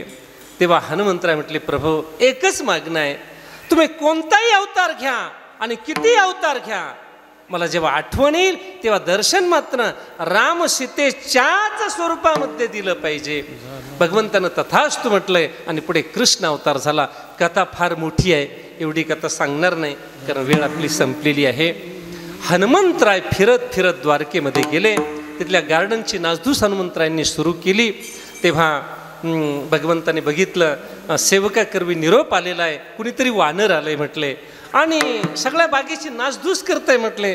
तेव्हा भगवान श्रीकृष्ण परमात्म्याने बघितले डॉक्टर आलेले आहे, आता पेशंट पाठवायला अडचण नाही. कारण 3 पेशंट होते. सत्यभामेला सौंदर्याचा अहंकार होता, गरुडाला शक्तीचा अहंकार होता आणि सुदर्शन चक्राला आपल्या वेगाचा अभिमान होता. आणि मग एक एक पेशंट पाठवायला सुरुवात केली. तेव्हा गरुडाला पडलं, गरुडा म्हटले जा बाबा, कोण वानर आलाय बघ तरी गरुडा. आता गरुड अगोदर शक्तीचा अहंकार. गरुड मनात विचार करू लागला, आता जवळजवळ म्हटले मी येत्या 2024च्या विधानसभेला मुख्यमंत्री पदाच्या शर्यतीतला माणूस आणि मला काम काय सांगितलं म्हटले वानर उसकण्याचं. गर्व होता शक्तीचा. पण आता पक्षात राहायचं असेल आणि ईडीचं भूत मागे लावून घ्यायचं नसेल तर पक्षाचा आदेश मानावा लागतो. पक्षश्रेष्ठीने सांगितलं आता ऐकावं लागेल बाबा. गरुड गेला आणि मग ए माकडा, ए वानरा, तुला काही कळतं की नाही म्हटलंय, ही बलराम दादांची बाग आहे म्हटले आणि खुशाल झाडं उपटतो काय, आपटतो काय, नासधूस करतो काय. तेव्हा हनुमंतरायांनी बघितलं माणूस ताप आला ना, थोडासा ताप आला तर त्या तापामध्ये सुद्धा माणूस बोलू शकतो. पण जेव्हा ताप अगदी मर्यादेच्या बाहेर जातो आणि तो ताप मेंदूमध्ये प्रवेश करतो तेव्हा माणसं बोलतात का बरळतात? तेव्हा माणसं बरळतात. तेव्हा हनुमंतराय विचार करू लागले अहंकाराचा ताप इतका वाढलाय म्हटले की पेशंट बरळायला लागले. म्हटले माकडा काय, वानरा काय, नको नको ते बोलायला लागलं. गरुडाला असं हाताच्या नेटात येऊ दिलं आणि जे चपराक लगावली, जे गरुड उडाला तसा समुद्राच्या पलीकडे जाऊन पडला. गरुडाला दरदरून घाम आला, तोंडाला फेस आला. गरुड घाबरला आणि मग कसा बसा सावरला. भगवान श्रीकृष्णाजवळ गेला आणि गरुड घाबरलेला आहे. तेव्हा भगवान विचारतात गरुडा तुला कुणी मारलं तर नाही ना? म्हटले देवा आता विचारू तरी नका. म्हटलं एवढी फजिती करायची होती तर उभ्या मतदारसंघामध्ये करण्यापेक्षा पक्ष कार्यालयात अजून 2 लावल्या असत्या तरी मी काहीच बोललो नसतो. पण उभ्या मतदारसंघामध्ये फजिती केली म्हटले. भगवंतानं पाहिलं अहंकाराचा ताप बराच उतरले दिसतोय.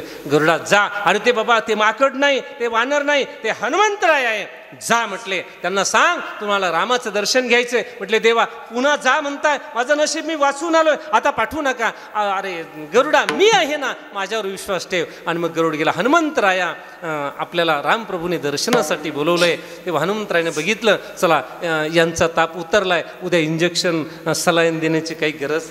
सुदर्शन चक्राचा अभिमान घालवला. सत्यभामेला सौंदर्याचा अहंकार होता. सत्यभामेला सांगितलं आता हनुमंतराय येत आहेत, त्यांना राम सीतेच्या रूपामध्ये दर्शन द्यायचंय, मी राम होणार आहे, तुम्ही सीता होऊन या.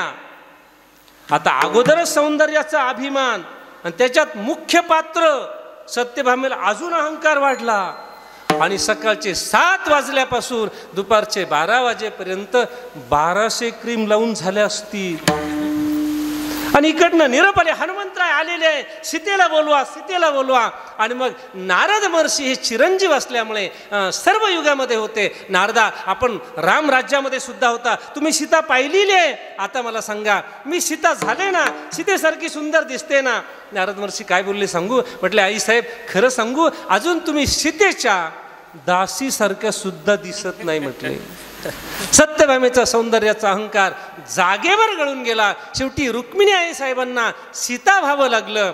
आणि भगवान श्रीकृष्ण परमात्मा राम झाले. राम सीतेच्या स्वरूपामध्ये कृष्ण अवतार होता, तरी हनुमंतरायांना राम सीतेच्या रूपामध्ये दर्शन द्यावं लागलं, कारण तयाचे पुरती मनोरथ. विठाला विठाला विठाला विठाला विठाला विठाला विठाला विठाला. चला, आपलं पहिलं चरण सुद्धा अजून कसं बसं आपण ओढत आणलंय, अजून झालेलं नाही. अभंग 4 चरणाचं आहे. पुढे कधीतरी चिंतन करण्याचा प्रयत्न करूया. आपली वेळ संपत आलेली आहे. महत्त्वाचा विचार मला असा सांगायचा आहे, राम नाम नित्य अखंड पैचित्य. आता मुद्दा असा आहे, हे सगळं ऐकल्यानंतर तुमच्या आणि कुणाच्या डोक्यात असा विचार येतो ना, रामनामाचं जर एवढं सामर्थ्य आहे आणि आम्ही जर रामकृष्णारी मंत्राचा जप करतो, तर आम्हाला अनुभूती का प्राप्त झाली नाही, आम्हाला असं सामर्थ्य का प्राप्त झाला नाही, असा साक्षात्कार आम्हाला का होत नाही? तर त्याचं कारण असं आहे, आपण नामाचा जप करतो, पण नामाचे 10 अपराध पद्मपुराणामध्ये भगवान शंकराने सांगून ठेवले. ते 10 अपराध आमच्याकडून घडतात, म्हणून नामस्मरणाचं फल आम्हाला मिळत नाही आणि नाम जप करूनही आम्हाला त्याची अनुभूती, त्याचा साक्षात्कार होत नाही. ते 10 अपराध कोणते आहे तेवढे पाहायचे आणि आपल्याला सेवा पूर्ण करायची. पद्मपुराणामध्ये भगवान शंकर परमात्म्याने नामाचे 10 अपराध सांगितले. पहिला अपराध सांगितला, भगवान शंकर म्हणतात, सताम निंदा नामन परमम अपराधम बुधजनाहा. म्हटले सताम निंदा, संतांची, सत्पुरुषांची, महापुरुषाची निंदा आपल्याकडून घडली असेल तर नामस्मरणाचं पूर्ण पुण्य, पूर्ण फल माणसाला मिळत नाही. दुसरा अपराध सांगितला, शिवस्य श्री विष्णोर्य ये गुणनामादि सकलम दिया भिन्नम पश्येस खलु हरिनाम अहित करहा.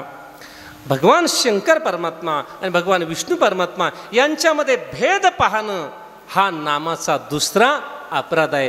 तिसरा अपराध सांगितला, गुरुरवज्ञा, गुरुची अवज्ञा आमच्याकडून झाली असेल आणि नाम जप करत असाल तर नामस्मरणाचं फल आपल्याला मिळू शकत नाही. चौथा अपराध सांगितला, श्रुतिशास्त्र निंदनम, श्रुतिशास्त्राची निंदा आपल्याकडनं घडत असेल, हा एक चौथा अपराध आहे. पाचवा अपराध सांगितला, तथार्थवादो आणि हरिनाम निकल्पते, तथार्थवादो हरिनाम निकल्पते. भगवंताच्या नामामध्ये अर्थवाद, वितंड अर्थवाद करणं हा एक अपराध आहे. हरिनाम निकल्पते, भगवान परमात्म्याच्या नामस्मरणामध्ये जे सामर्थ्य आहे, इतकं सामर्थ्य, इतका महिमा आहे, अहो म्हटले ह्या उग कल्पना आहे असं म्हणणं नामाचा अपराध आहे. नामनो बलात् यस्य हि पापबुद्धिः न विद्यते तस्य यमैर्हि शुद्धिः. नामनो बलात्, नामाच्या बलावर पाप करणं, साधकाची बुद्धी संभ्रमित करणं आणि पाप करणं आणि इकडे नामस्मरण करणं, त्याला नामस्मरणाचं पुण्य मिळत नाही. अजून नामाचा अपराध सांगितला आपण पहा, धर्मव्रत त्याग हुतादी सर्व शुभक्रिया साम्यमापी प्रमादः. धर्मव्रत त्याग, धर्मव्रताचा त्याग करत असेल व्रतवैकल्यांचा, बरं, धर्मव्रत त्याग, होम, हे सगळे साम्यम, शुभक्रिया साम्यम अपी, सकाम कर्म आहे म्हणून सोडून देणं, प्रमाद हा नामाचा अपराध आहे. अजून एक अपराध सांगितला, अश्रद्धधानो विमुखो, अश्रद्धधानो विमुखोप्य शृण्वन्यश्चोप शिवनामापराध. अश्रद्धाळू असेल, ज्याची श्रद्धा नाही, विश्वास नाही आणि विमुख आहे नामस्मरणाला, अशाही व्यक्तीला नामस्मरणाचा महिमा सांगणं हा सुद्धा नामाचा अपराध आहे. आणि शेवटचा अपराध भगवान शंकराने पद्मपुराणामध्ये असा सांगितला, श्रुत्वापि नाम महात्म्यम य प्रीती रहितो दमः अममादि परमो नामनी सोप्य पराध कृत. श्रुत्वापि नाम महात्म्यम, कीर्तन प्रवचनातून नामाचं महात्म्य ऐकून सुद्धा त्या नामावर अत्यंत दृढ विश्वास तयार होत नाही. कशामुळे? अहम ममादी, अहंकार, आणि ममादी म्हणजे ममाकार, म्हणजे ममत्व, म्हणजे विषयासक्तीने.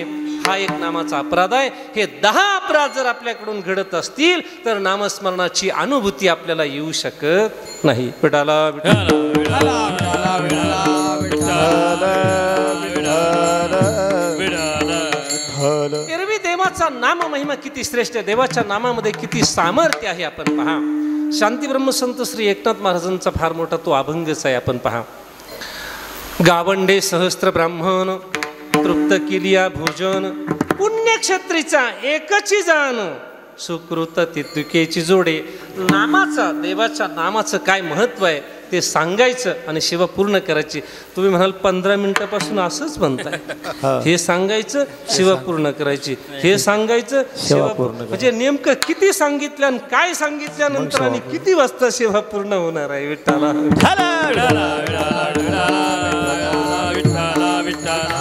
गावंडे सहस्त्र ब्राह्मण तृप्त केलिया भोजन पुण्यक्षेत्रीचा एकच जाण सुकृत तितुकेची जोडी. गावंडे, गावंडे याचा अर्थ काय करायचा? बाबा आता आपल्या समोर एक वारकरी संप्रदायाचे भीष्माचार्य बाबा बसले बरं का, गुरुवारी रामकृष्ण बाबा. गावंडे या शब्दाचा अर्थ काय करायचा? गावंडे म्हणजे गावाकडचे नाही, गावंडे म्हणजे गावंढळ. ज्ञानेश्वरीमध्ये शब्द आलाय पा. भगवान परमात्मा अर्जुनाला बोलले ना, तू नेनसीच गावंढिया. मला विश्वरूप नको म्हटले, किती श्रेष्ठ असलो तरी नको बाबा, ते विश्वरूप आवरून घ्या, मला कृष्ण रूपच पाहिजे. तेव्हा भगवान काय म्हटले? तू जाणत नाही म्हटले, म्हणजे शास्त्राचं ज्ञान नसणारा, अधिकार संपन्न नसलेला असे 1000 ब्राह्मण जेऊ घाला आणि तीर्थक्षेत्रातला पुण्यक्षेत्रातला एकच अधिकार संपन्न, याच्या खाली अंडरलाईन करा, अधिकार संपन्न ब्राह्मण तीर्थक्षेत्रातला एकच जेऊ घाला आणि अधिकार संपन्न नसलेले 1000 ब्राह्मण जेऊ घाला, पुण्य सारखेच आहे. त्याच्या पुढे ऐका आता. आयशे पुण्यक्षेत्रीचे दशशतक, दशशतक म्हणजे 1000.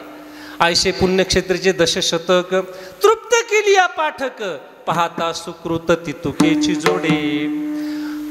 तीर्थक्षेत्रातले अधिकार संपन्न 1000 ब्राह्मण जेऊ घाला आणि त्यापेक्षा वेदच ज्याने कंठस्थ केले, असा वेदच ज्याने पाठ केले, असा वेद पाठक एकच जेऊ घाला म्हटले, पुण्य सारखंच आहे. आता त्याच्या पुढे ऐका. आयशे सहस्त्र वेद पाठक तृप्त केलिया पंडित एक, पाहता सुकृत तितुकेची जोडे. असे वेद पाठ करणारे 1000 जेऊ घाला, त्यापेक्षा एकट्या पंडिताला जेऊ घाला, पुण्य सारखंच आहे. म्हणून जेवायचं असलं तर मला बोलवत जा. पंडित महाराज. पंडित म्हणजे नावाचा नाही, पंडानाम आत्मविषयक बुद्धी ज्यांना झाली असा पंडित एकच जेऊ घाला, पुण्य सारखेच आहे. आता त्याच्या पुढे ऐका. एक तृप्त केली संन्यासी देख, तरी ते सुकृत तितुकेची जोडे. 1000 पंडित बरोबर एक संन्यासी, पण तो संन्यासी कसा असला पाहिजे? फक्त भगव्या कपड्यातला नाही म्हटले. तो संन्यासाचं शास्त्र, शास्त्रानं असं सांगितलंय, त्याचा चुकून पैशाला हात जर लागला तर शास्त्रानं 3 दिवस उपवास करायला सांगितलं संन्याशाला. पैशाला हात लागला, पाप लागलं ना, चुकून पैशाला संन्यासाचा हात लागला, संन्याशाला पाप लागलं, त्या पापाचं प्रायश्चित्त 3 दिवस उपवास सांगितला. म्हणजे चुकून पैशाला हात लागला तर संन्याशाने 3 दिवस उपवास करायचा आणि जाणून बुजून पैसे घेतले तर आयुष्यभर उपवासीच राहायचं. विठ्ठला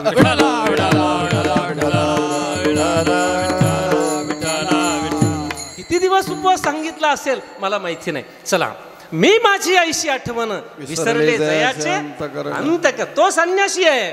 बरं, असा संन्यासी एकच जेऊ घाला, पुण्य सारखेच आहे. आता त्याच्या पुढे ऐका.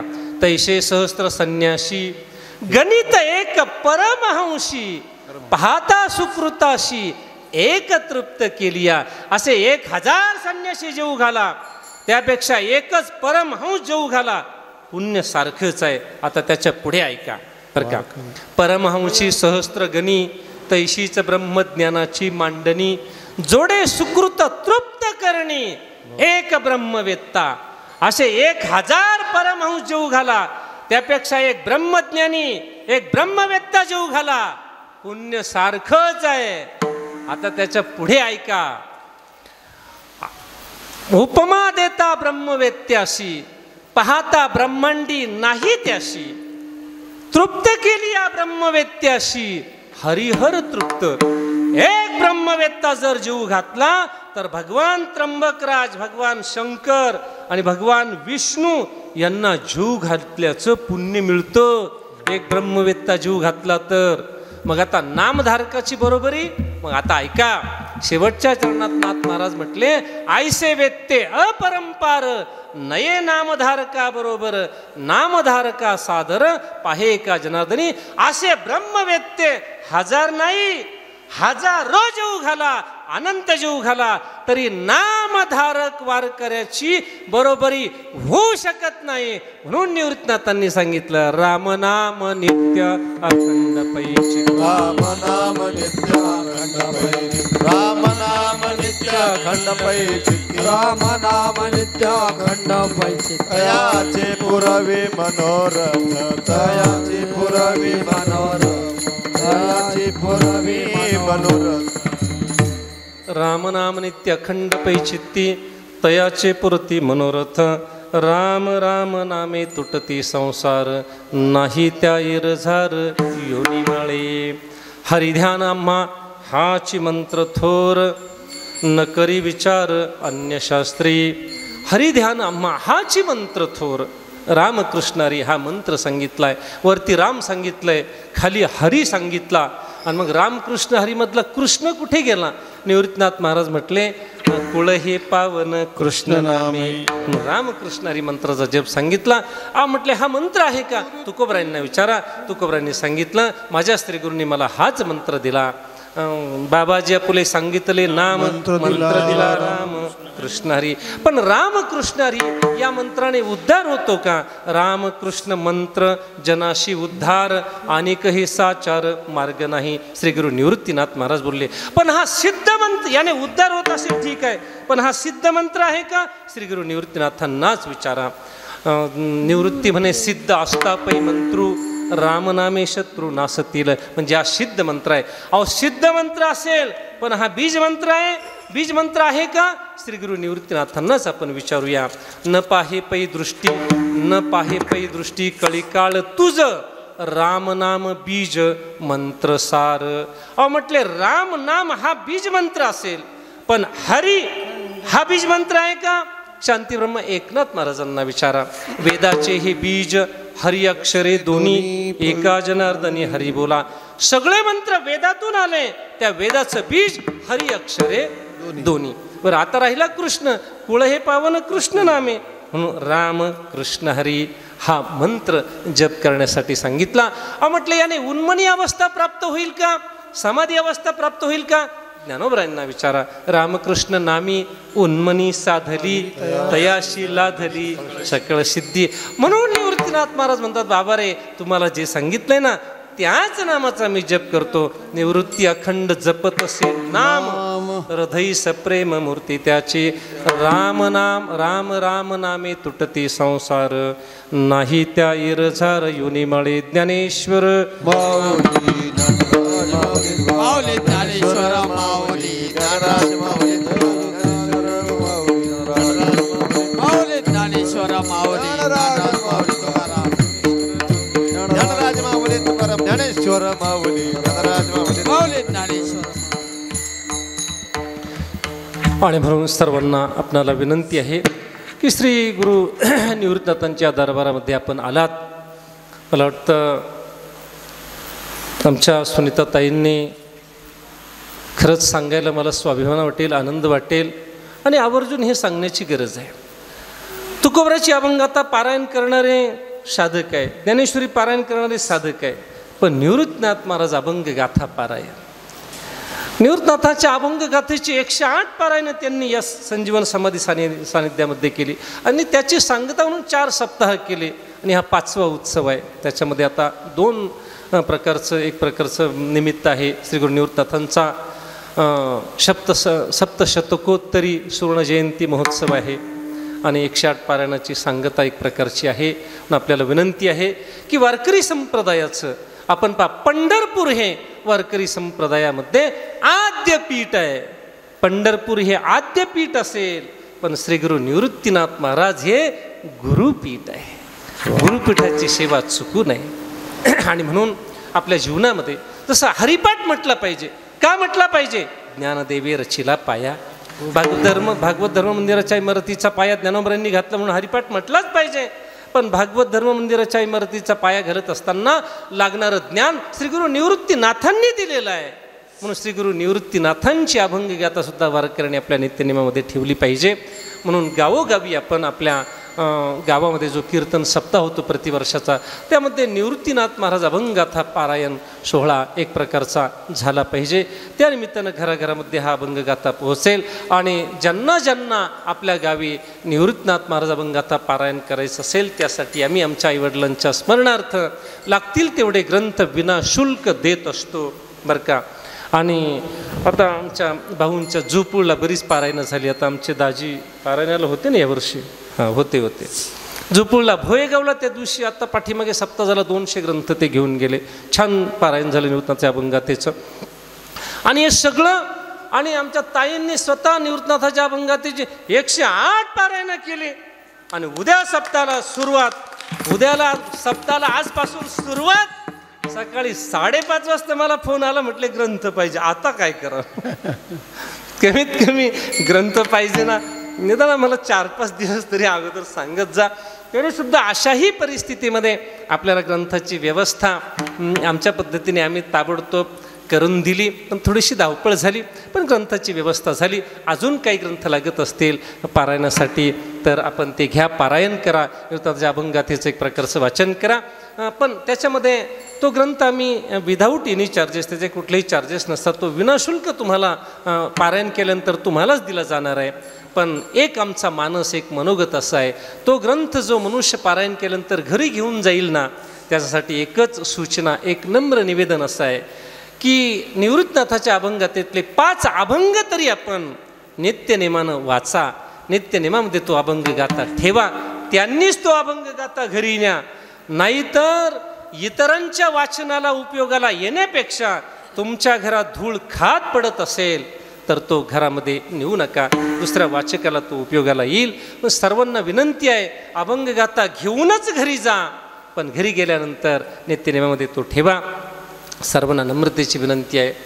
10-12 वर्षापासून आपला हा उपक्रम सुरू आहे. आपल्या गावामध्ये घरामध्ये नित्यनेम करत असताना जेव्हा आरती येईल, पहिलं गणपतीची आरती, विठ्ठलाची आरती, संत मालिकेमध्ये पहिल्यांदा निवृत्तीनाथांची आरती, नंतर ज्ञानोबरांची, नंतर तुकोबारांची, नंतर आदी संतांच्या आरत्या, असा क्रम आपला ठेवा.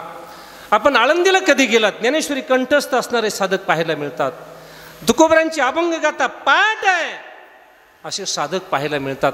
नाशिक जिल्ह्यामध्ये निवृत्तनाथाची अभंगगाथा पाठ आहे, आमची त्याच्याकडे पाठच आहे. आणि म्हणून आम्ही आमच्या आईवडिलांच्या स्मरणार्थ एक उपक्रम सुरू केला आहे. जे साधक निवृत्तनाथाची अभंगगाथा कंठस्थ करतात त्यांना श्री गुरु निवृत्तनाथांची सोन्याची प्रतिमा सन्मान म्हणून पूजा करण्यासाठी आईवडिलांच्या स्मरणार्थ त्यांना दिली जाईल.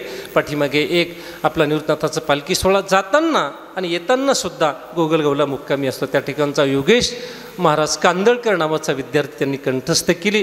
त्यांना सन्मानपूर्वक तत्कालीन मुख्यमंत्री आपले फडणवीस साहेब होते, त्यांच्या हस्ते त्यांना सन्मान म्हणून ती सोन्याची प्रतिमा देण्यात आली. पण काही म्हटलं तरी थोडासा एक प्रांतवाद माणसाच्या अंतःकरणात असतोच ना. तो विद्यार्थी तयार झाला, निवृत्तनाथाची अभंगगाथा कंठस्थ केली, पण तो नगर जिल्ह्यातला होता. गोगलगाव हे कोणत्या जिल्ह्यात आहे? लोणी गोगलगाव नगर जिल्ह्यात. म्हटलं नाशिक जिल्ह्यातलं काही साधक तयार झाला नाही. तर आता आमच्या येवल्याजवळ दिलीप महाराज सदगीर, त्यांची कन्या आहे, छोटी कन्या आहे. ते म्हटले महाराज आमच्या मुलीने अभंगगाथा कंठस्थ केला बरं का. मी म्हटलं बापरे, परिस्थिती नाजूक आहे. ती मुलगी मजुरी, आईच्या सोबत मजुरी करायला जाते, कांदे लावण्याची मजुरी करत करत अभंगगाथा कंठस्थ झाला. मी म्हटलं ती कीर्तन करते का? ते म्हटले कीर्तन करत नाही म्हणून पाठ झाला. विठ्ठला विठ्ठला. म्हटलं कीर्तन करत असते तर कीर्तन करायला वेळ मिळत नाही, मग पाठांतर कसं झालं असतं? म्हटले पाठ झाला. आता तिला एक प्रकारचं बक्षीस द्यायचं आहे. थोडासा अभंगगाथा राहिला होता, तो आता कदाचित पूर्णपणे पाठ झाला असेल. आणि अजून नाशिक जिल्ह्यातला, त्यातल्या त्यात अजून निफाड तालुक्यातला एखादा साधक तयार झाला पाहिजे. श्री गुरु निवृत्तनाथांची सोन्याची प्रतिमा त्यांना देण्यात येईल. 373 अभंग फक्त आहेत बरं का. जर ज्यांनी 200 अभंग कोणी कंठस्थ केले, जवड्या वरचे 173 आपण सोडून देऊ, 200 अभंग कंठस्थ केले, त्याला निवृत्तनाथाची चांदीची प्रतिमा बक्षीस देण्यात येईल. ज्याने संपूर्ण अभंगगाथा कंठस्थ केला त्याला निवृत्तनाथाची सोन्याची प्रतिमा बक्षीस देण्यात येईल. आणि ज्या गावामध्ये गावकरी गावच्या सप्ताहामध्ये निवृत्तनाथ महाराज अभंगगाथा पारायण ठेवतील, त्यांना लागतील तेवढे ग्रंथ पारायणासाठी विनाशुल्क देण्यात येतील आणि त्या साधकांनी तो अभंग गाथा भक्त नित्यनियमामध्ये ठेवावा एवढीच विनंती आहे. आमच्या हरिभक्तीपरायण सुनीताताईंनी निवृत्तनाथ महाराजच्या अभंगातेची 108 पारायणं केली. त्यांच्यासाठी निवृत्तनाथांना विनंती करूया, त्यांच्याकडून 108 पारायणं अजून 108 पारायणं करता करता निवृत्तनाथाची अभंग गाथा कंठस्थ झाली पाहिजे आणि तिसरं बक्षीस दिंडोरी तालुक्याला मिळालं पाहिजे असे निवृत्तनाथांना एक प्रकारची विनंती करूया. या ठिकाणी दिंडोरी तालुक्यातली साधक मंडळी आहे, चांदवड तालुक्यातली आहे, निफाड तालुक्यातली आहे, सिन्नर तालुक्यातली असतील, येवला तालुक्यातली असतील, त्र्यंबक तालुक्यातली असतील, नाशिक तालुक्यातली असतील, अजून अन्य सगळ्या तालुक्यातली सगळी वारकरी संत साधक मंडळी आहे. तेव्हा या सप्ताहाला तुम्ही काहीतरी मदत करा असं मी म्हणणार नाही. त्याचं कारण असं क्षेत्रात कीर्तन असल्यामुळे क्षेत्रातल्या कीर्तनाचे पैसे घेऊ नये. याचा अर्थ बाहेरच्या कीर्तनाचे घ्यायला अडचण नाही असं मी म्हणणार नाही बरं का, ते तुमच्या मनावर असू द्या. पण क्षेत्रातल्या कीर्तनाचे कीर्तनकार पैसे घेत नाही अशी माझी भावना आहे बरं का. त्यामुळे कीर्तनकाराला पाकीट द्यायचं काम नाही. बरं, आता कीर्तनकारालाच पाकीट नाही त्यामुळे इतरांचा त्यामुळे सप्ताहाला देणगी द्या असं म्हणायचं कारण नाही ना महेश महाराज विठ्ठला.